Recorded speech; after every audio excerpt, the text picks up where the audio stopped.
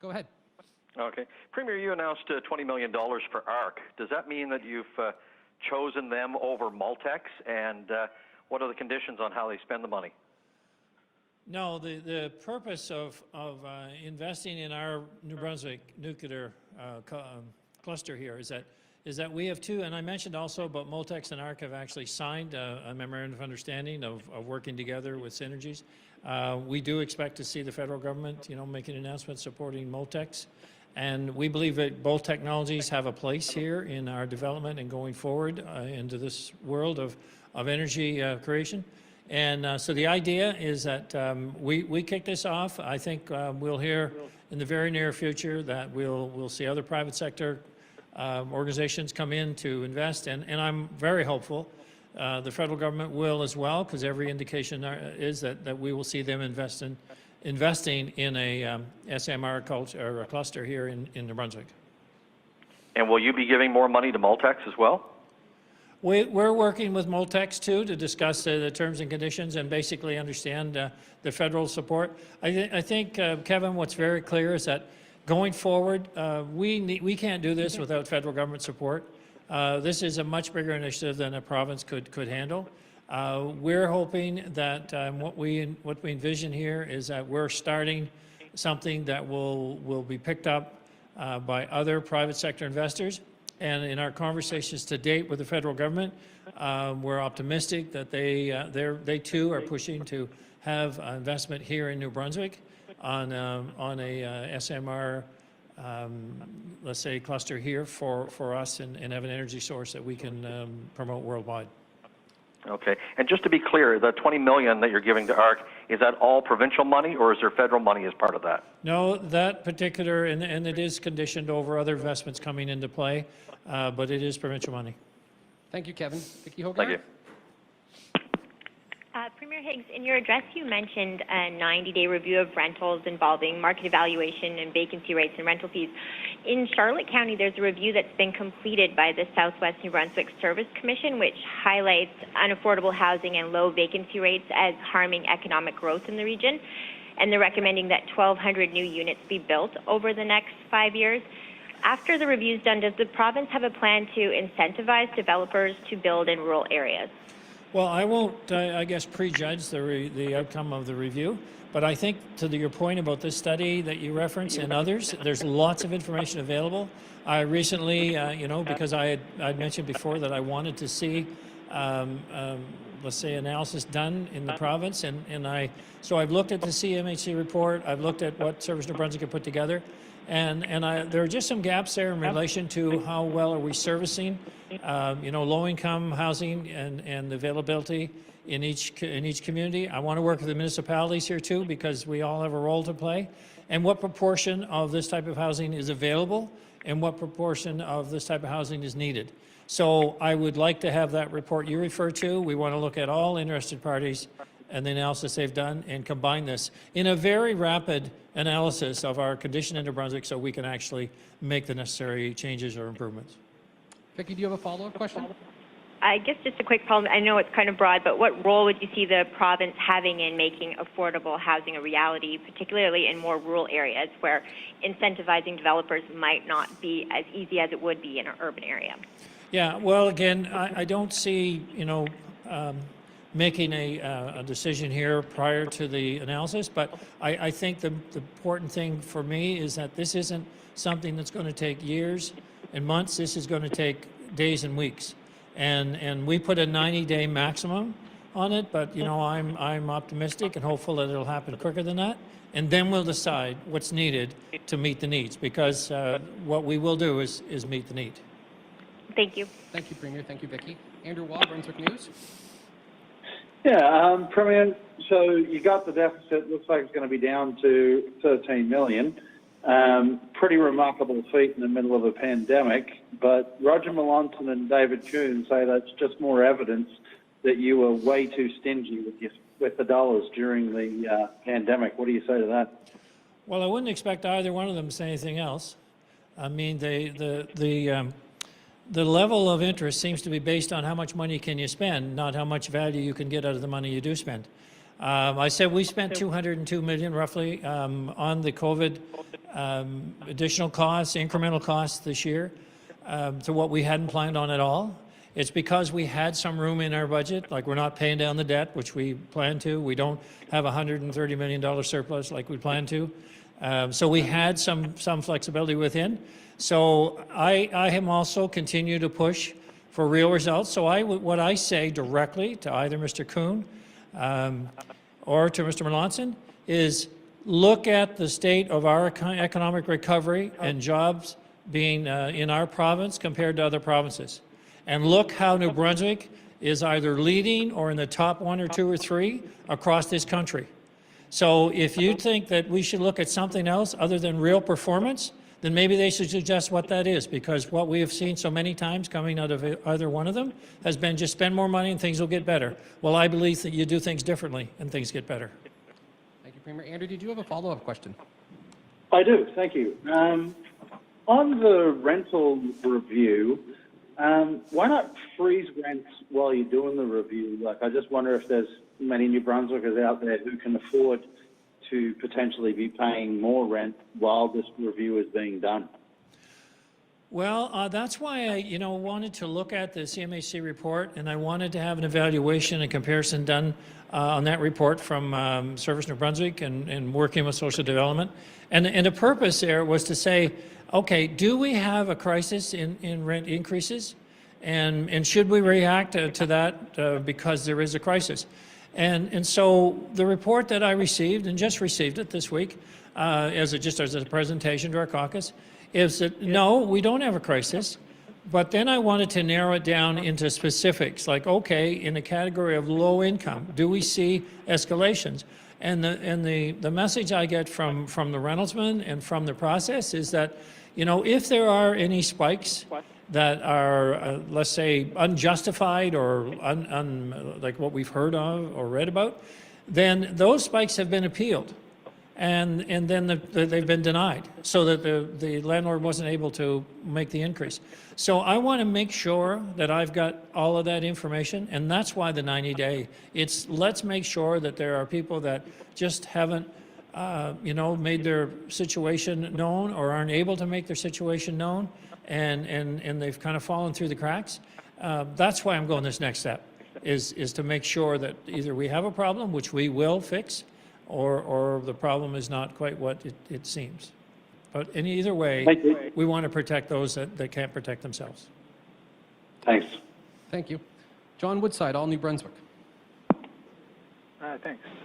So my question has to do with the ARC funding announcement as well, and but I'm curious. ARC hired Sean Graham to lobby government, for support. So I'm wondering if you could speak to how those conversations went. Sorry, it's very difficult to hear you, John. Could you repeat that again? Maybe speak a little bit more closely to your phone, your microphone. Sure. So question was that ARC, they had hired Sean Graham to lobby government. So I'm curious if you could speak to how those conversations with the former premier went. Well, as you know, both ARC and Multax were funded by the previous government. I mean, we support the technology advancement. We believe that, we are in a transition economy. We need to play a role here in seeing the future of energy production. And this is a market that not only can supply New Brunswick needs, but can supply world needs. And the federal government is supportive of the small modular reactor concept. And that would give us the strength to say, okay, we're going to keep this moving because we believe we have partners in the federal government. We believe that it's necessary to develop a clean, non-carbon emitting future energy source, because it cannot all be supplied by wind and solar. And so this is a way to the future in a very different technology that allows a very mobile capacity for energy supply, and it could be a window for us to build our manufacturing expertise and capabilities in New Brunswick and have worldwide exports. John, did you have a follow-up? Yeah, I'm still curious, like the conversations that you had with Sean Graham, though, how did those specifically go? I mean, how many times would you say you met with him since he was hired to be a lobbyist for ARC? basically some more detail about that, if you could. I'm just trying to think if I did meet with Sean Graham on this at all. I don't recall meeting. I have met with him in the past on different items, but we didn't have any recent meetings on this particular file. So it really came down to working with the department, working with what's our future research and development potential, what is the highest probability of success, and because I believe there's a need for us to look at options in our province, and this is one that could fit New Brunswick very well. So it wasn't through a discussion with Sean Graham that helped me make a decision here or not. It's working with a lot of industry folks in industry and energy generation and understanding, working with MB Power officials, working with the department and the minister, understanding what is our next opportunity for New Brunswick. Thank you, John. Thank you. Premier Jacques Poitras, CBC. Yeah, hello. The 13 million deficit figure really caught my eye because even I think in a year-end interview, you weren't even ready to commit to a balanced budget by the end of your mandate. Do you see it possible to get to balance this current fiscal year? You know, Jacques, I still won't commit to a balanced budget because the variant, we don't know where that's going to go, and we don't know how that's going to impact us. We have seen through this process, we've seen reduced revenue, and in some cases we've seen on our ordinary budget, reduced costs, but the revenues offset that. We had some ability, as I mentioned before, in our budget forecast because it was all very public when we put our budget together. But we did spend $200 million more than we expected to spend this year because we didn't cut back on anything else. Our capital spending is exactly where we planned to be, and the budget we put forward for capital spending is more than it was last year. So, will we bounce? Maybe by the end of the year, but I'm not going to commit to that because I said before, and I meant it then, and I mean it now, it was not the priority. The priority for us was to spend the money necessary to help the citizens of this province.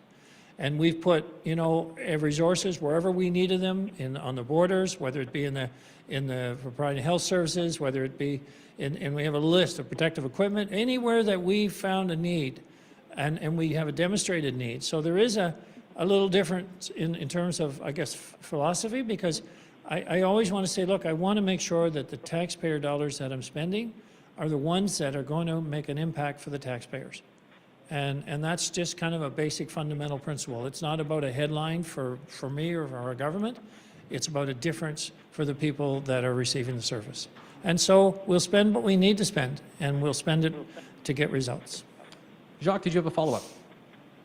Yeah, that report last month from the Canadian Centre for Policy Alternatives said, however, that you've been you could say the most frugal or the cheapest government in Canada on COVID measures and have relied the most on federal dollars for what you've done. How much of a role did that play in getting the deficit down to 13 million? Well, I mean, we've received, and I've on numerous occasions thanked the federal government for their support. We've received provincially the same support that other provinces have received in relation to dealing with the pandemic. And I am very appreciative of that and that ongoing support from the federal government. I'm not denying any of that. In fact, I've been very vocal in suggesting how appreciative I've been. The nuance, though, I would say, is in spending what we need to spend and getting the results that we have seen, not only in managing the pandemic, excuse me, but in actually having a situation where we've seen good results on the economic side. I mean, we are first, second, third in returning back to normal or pre-pandemic levels in any province in the country. So how do you argue with that? I mean, for me, it's always based on the actual results, and that's what we've looked at, and we spent what we needed to. Thank you. Excuse me, Jacques, I just need to get a drink.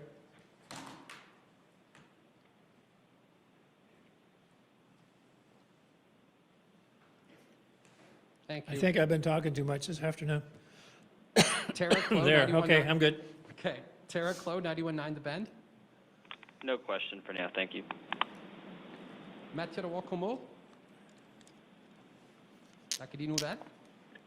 Hello, Mr. Premier. About the review on housing, who will be in charge of this review, and are you committing today to making the result of this review public in its entirety? Right today, it'll be work done within the civil service. I mean, we have our CEO that'll manage that through the department heads, and we will be assigning someone internally to conduct this and coordinate with outside individuals as well as through the departments. And so we'll get the format together, but the idea and the objective is to understand clearly if we have affordable housing and we are looking after the people that are most vulnerable in our province in a way that's appropriate for us to do so. And the report that I saw before just left a few unanswered questions. Generally, it looks like things would be okay, but I think I just want more specific. You know, I'm kind of, I like the details in all things, and that's where we're going. Now, as far as what that'll entail at the end of the day as an official report, I guess it's too early for me to say, because it might be simply a statement that says, here's the state of our rate increases in the province to date. Here's the locations that we find that we either have a surplus or we have a requirement for more, and here's what we're going to do about it. It could be very simple, Matthew, very simply stated, so it might not be a report in the sense of what you might be used to in the past. Mathieu, do you have a follow-up question? As-tu une question suivie?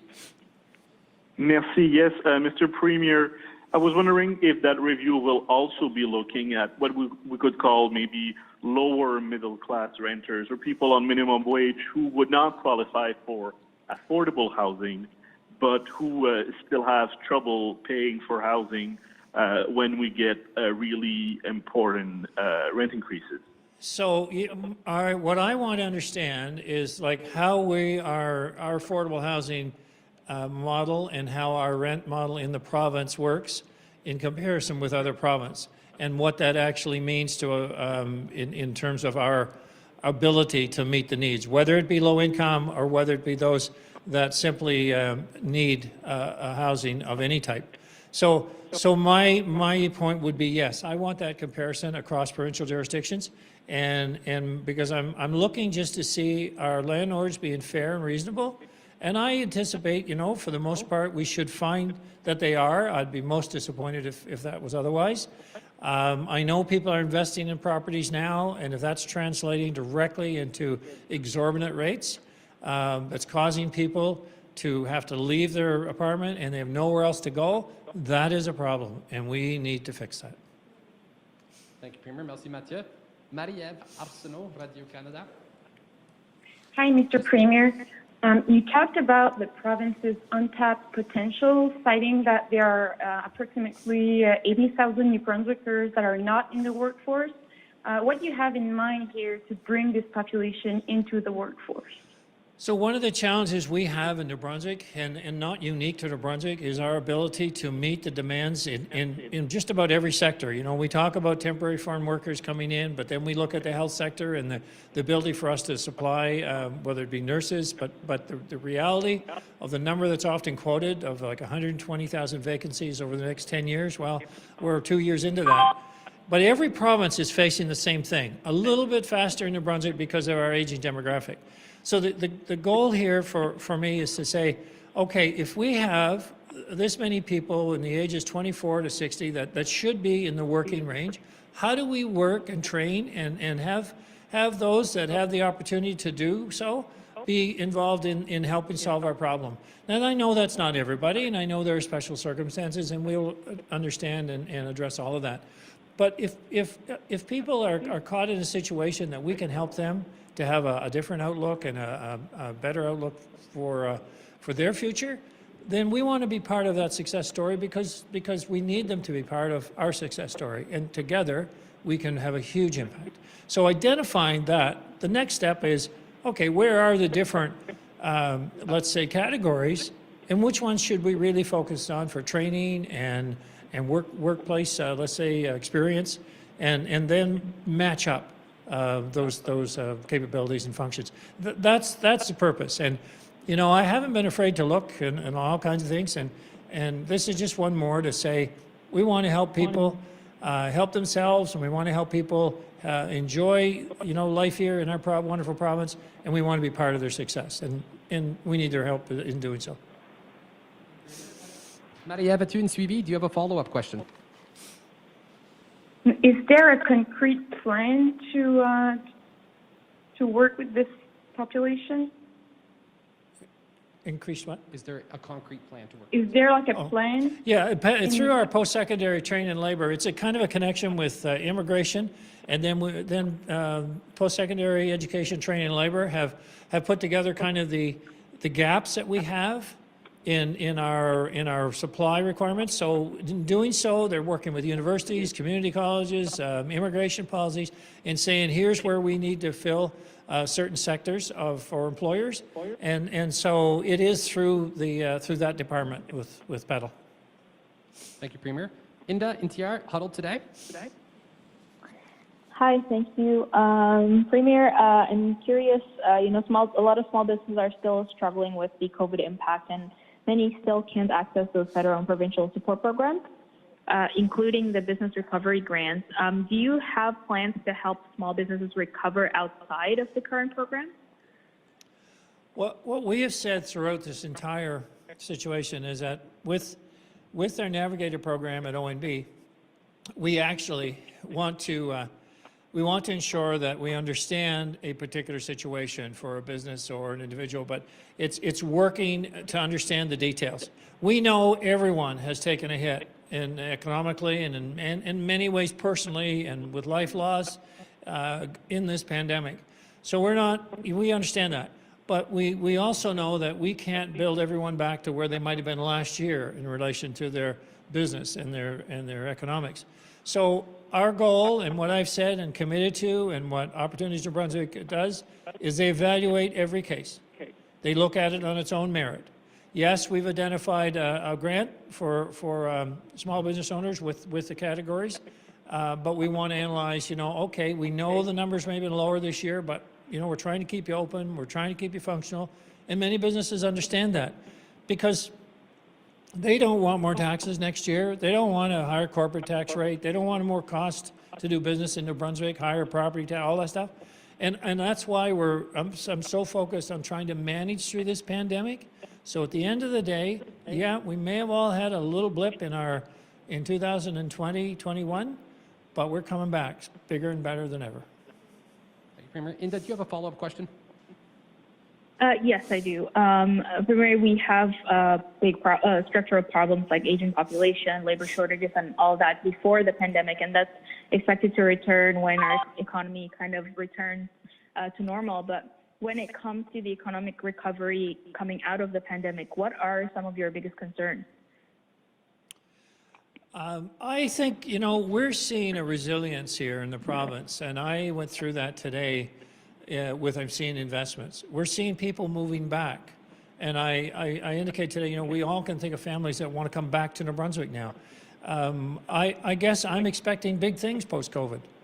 I want to keep the momentum going in relation to how great a province we have. I think we have taken it for granted for a long time. COVID has been a terrifying experience for many of us, but it's a reset for us to appreciate what we have and to build on what we could be. And that's the purpose. Let's not accept the status quo. And nowhere is that more relevant than us taking a look at how every day we deliver services to the people of this province and how much better we can be with what we already have.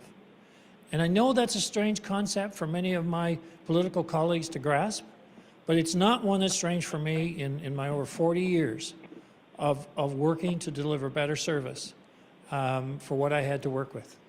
And I just believe in it solidly, that every day, everyone coming in with the attitude that I can do and deliver a little bit more, a little bit better, will make the difference. Thank you, Premier. Michel Corriveau, Radio-Canada. Hey, hello, Premier. Good afternoon. You mentioned earlier that you received a report on the housing, saying that there is no crisis. Who gave you that report? How was it made? The report, well, one was the Canadian Cmhc report, right? That was put out last week before. I mean, that's a public document that certainly we could make available to you if you haven't seen that.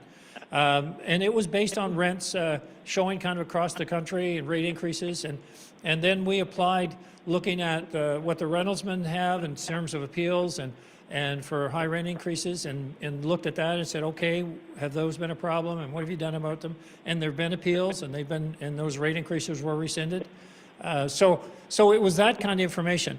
But what my question basically is how many, do we have enough low-income housing units available in our province? And is that a situation that we need to correct? And so when we're looking at all these multiple housing units being built, how many are for to meet low housing needs? And how many of them is that a requirement or an issue, I should say, in each municipality? So it is a thing that we need to work on in municipalities. Is there a particular situation? Is there a particular problem? And how do we address that in not only future construction, but existing housing availability? So you're talking about low-income people, but one big question when we're talking about housing is the amount of money you put in your housing. If you put more than 30%, usually you're quite poor, and you might be not eligible for low-income housing. So have you considered that? Yes, yes, Michelle, and it was asked here about, will that be part of this analysis? Because you're right, there's kind of a formula of the percentage that your income should be to provide accommodation. And so how many people do we have in that situation in families that proportionality is just way out of whack? And so, yes, I do want to understand that. Merci, Michel. Thank you. Thank you. Final reporter, Silas Brown, Global. Silas? Last but not least. Last but not least. Go ahead, Silas.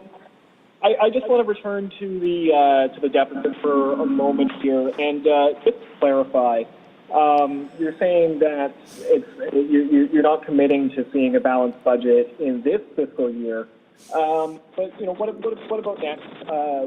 Is it possible that we're going to see? I guess, will we see a balanced budget in a month's time when you table the next budget? Well, I suppose it's possible, but as I said before, it isn't the priority. It wasn't before. What we are seeing here is some of the changes that have been made through the whole COVID experience. We spent more money in some areas. In some areas, there's been less money spent. Our capital programs have been the very same. But I think, if I had to say what has been we've seen more people buying in New Brunswick. We've seen less shopping, let's say, across the northern New Brunswick-Quebec border. We've seen a big shift there in what we're seeing for sales in northern New Brunswick and throughout in various commodities. So those have been some of the things we've learned from COVID. Also, I guess, thinking about what do we do next in terms of how do we get better now and after COVID. I think we've seen an unprecedented cooperation of the people in the province to look at New Brunswick, to shop local, to buy local, to invest local, to do a little bit more, as I talked about, in terms of our daily routines. That makes a huge difference, more difference than any government will ever make. And I've seen more engagement in the civil service now than I would say I've seen in any previous government. And I've been now in the system for a little while. So the success that we might have as a government is directly related to the ability of our civil service and the people of this New Brunswick to engage in the process. And I think we're seeing that happening. And I'm just glad that, I'm glad to be part of it, but I'm only part of it. It's the everyday individual and the everyday person showing up to work, whether it be in the civil service or not. Healthcare field, law enforcement, anywhere that's making the difference. Thank you, Premier Silas. Final question. I'll leave it there. Thank you very much. Thank you, everyone. Merci tout le monde.